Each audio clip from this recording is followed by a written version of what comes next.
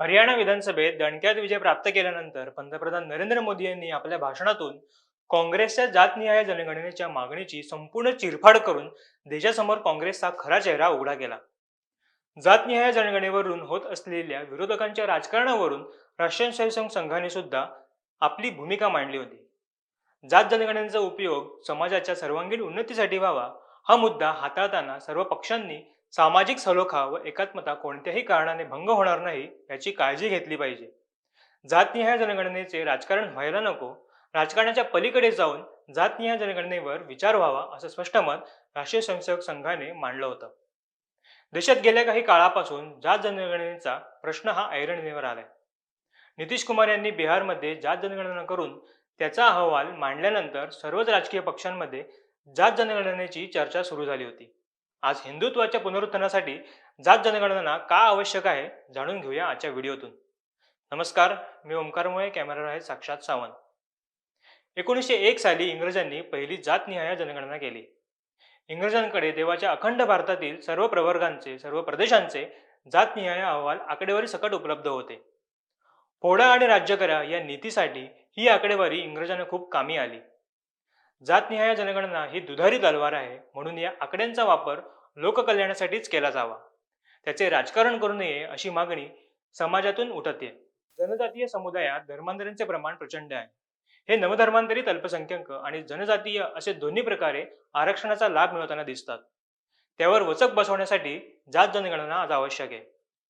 अनेक ठिकाणी विविध सर्वेक्षणे असे सांगतात की जे अल्पसंख्याक समुदाय होते ते समाजाच्या मुख्य प्रवाहात येण्याच्या इच्छेपायी प्रामुख्याने ख्रिश्चन आणि मुस्लिम धर्मात धर्मांतरित झालेले आहेत.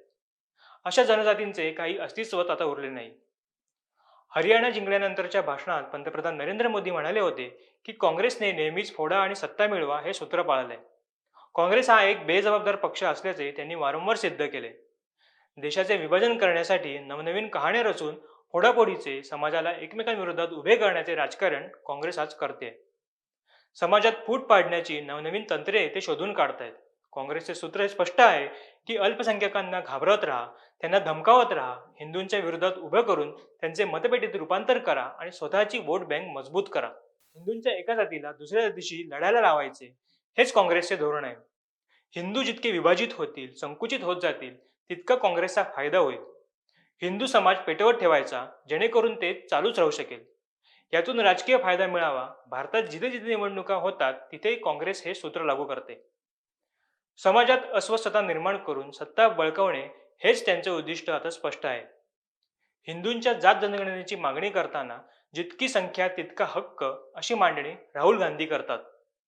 मोहम्मद अली जिन्नांच्या टू नेशन थेअरी या पाकिस्तान निर्मितीला कारण असणाऱ्या भूमिकेपेक्षाही अत्यंतिक धक्कादायक परिस्थिती निर्माण करण्याची शक्ती ही राहुल गांधी यांच्या भूमिकेमध्ये आहे. कारण जितकी संख्या जास्त तितकी जबाबदारी अधिक याबाबत ते काहीच बोलत नाहीत.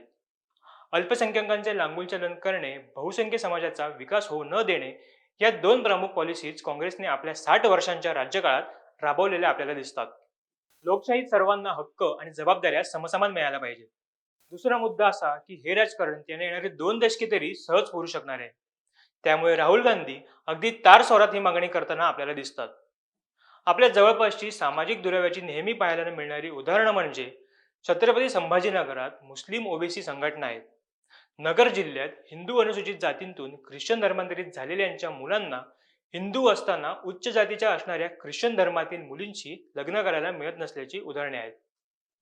त्यांना तशाच अनुसूचित जातीतून धर्मांतरित ख्रिश्चनांच्या मुलांशीच लग्न जुळवावे लागते. कारण मूळ किंवा त्यांच्या आधी धर्मांतरित झालेले आधींचे हिंदू आणि आताचे ख्रिश्चन त्यांना कमी प्रतीचे समजतात. अशा परिस्थितीत सरकारला या विविध जाती घटकांच्या लोकसंख्या दृष्ट्या ताकदीची कल्पना असणे, समन्वय आणि शांतता राखण्याच्या दृष्टीने आवश्यक आहे. म्हणूनच राष्ट्रीय सुरक्षेच्या दृष्टीने इतर धर्माची सुद्धा जात जनगणना केली जावी ही मागणी समाजात जोर धरते. आज भारतात अंदाजे 35 ते 38% लोक सवर्ण गटात मोडतात. त्यांना कसलेही आरक्षण नाही, कोणतीही सवलत नाही की कसले अनुदान त्यांना मिळत नाही. उलट सवर्ण समाजाकडे तुच्छतेने पाहण्याचा नवा ट्रेंड जो स्वातंत्र्यानंतर काही प्रमाणात सुरू झाला तो गेल्या 10 ते 12 वर्षात फार वेगाने समाजाच्या सर्व स्तरात खोलवर रुजलेला दिसतो.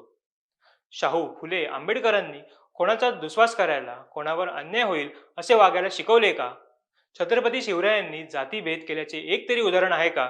की या महापुरुषांच्या नावावर आपली खीर शिजवणाऱ्या नेत्यांनी हे तुमच्या डोक्यात भरवले? याचा विचार आता समस्त मराठी जनतेने करणे आवश्यक आहे. याबाबत तुम्हाला काय वाटतं हे आम्हाला कमेंटमधून नक्की कळवा. व्हिडिओ आवडल्यास आमच्या फेसबुक पेजला लाईक आणि यूट्यूब चॅनलला सबस्क्राईब करायला विसरू नका. तुर्तास धन्यवाद.